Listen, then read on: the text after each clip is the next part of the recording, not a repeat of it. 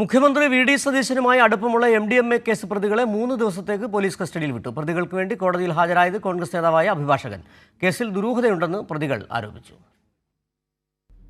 MDMA കടത്തിയ കേസിൽ police നൽകിയ അപേക്ഷ പരിഗണിച്ചാണ് യൂത്ത് കോൺഗ്രസ് നേതാക്കളായ പെരുമ്പാവൂർ അറക്കപ്പടി സ്വദേശികളായ KH മുഹമ്മദ് ഹുസൈൻ, PA അബ്ദുൽ സലാം എന്നിവരെയും കൂട്ടുപ്രതികളായ PA അബ്ബാസ്, സൈനുൽ അബുദ്ദീൻ എന്നിവരെയും 3 ദിവസത്തേക്ക് പോലീസ് കസ്റ്റഡിയിൽ വിട്ടത്. വിശദമായി ചോദ്യം ചെയ്യാൻ പ്രതികളെ ആഗസ്റ്റ് 22 വരെ 3 ദിവസത്തേക്ക് കസ്റ്റഡിയിൽ നൽകണമെന്ന പോലീസിന്റെ ആവശ്യം കോടതി അതേ നിലയിൽ അംഗീകരിച്ചു. കാസർഗോഡ് ജില്ലാ സെഷൻസ് കോടതിയാണ് കസ്റ്റഡി അപേക്ഷ പരിഗണിച്ചത്. കോൺഗ്രസ് നേതാവായ അഭിഭാഷകനാണ് പ്രതികൾക്ക് വേണ്ടി ഹാജരായത്. കോൺഗ്രസ് കാസർഗോഡ് മണ്ഡലം പ്രസിഡന്റ് അഡ്വക്കേറ്റ് ഷാജിദ് കമ്മാടമാണ് പ്രതികൾക്കായി കോടതിയിലെത്തിയത്. മുഖ്യമന്ത്രി വി ഡി സതീശനുമായി അടുപ്പമുള്ള യൂത്ത് കോൺഗ്രസ് നേതാക്കൾ ഉൾപ്പെട്ട കേസിൽ പ്രതികളെ കസ്റ്റഡിയിലെടുത്ത് ചോദ്യം ചെയ്യാത്തത് വിവാദമായിരുന്നു. അറസ്റ്റിലായി 11ാം ദിവസമാണ് 4 പ്രതികളെയും പോലീസ് കസ്റ്റഡിയിൽ വാങ്ങുന്നത്. കേസിൽ ദുരൂഹതയുണ്ടെന്നാരോപിച്ച പ്രതികൾ മുഖ്യമന്ത്രി വി ഡി സതീശനുമായി ബന്ധമുണ്ടോ എന്ന ചോദ്യത്തിന് മറുപടി പറഞ്ഞില്ല.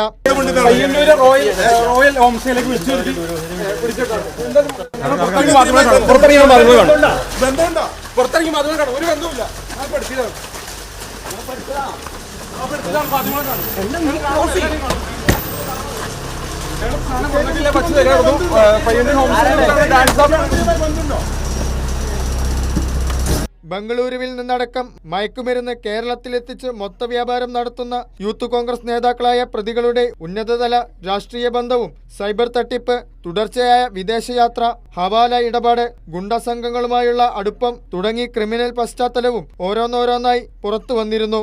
ആദ്യം കേസന്വേഷിച്ച ചന്ദേര പോലീസ് സ്റ്റേഷനിലെ CA സ്ഥലം മാറിയതിനെ തുടർന്ന് നിലവിൽ നീലേശ്വരം CAയുടെ നേതൃത്വത്തിലുള്ള സംഘമാണ് കേസിൽ അന്വേഷണം നടത്തുന്നത്.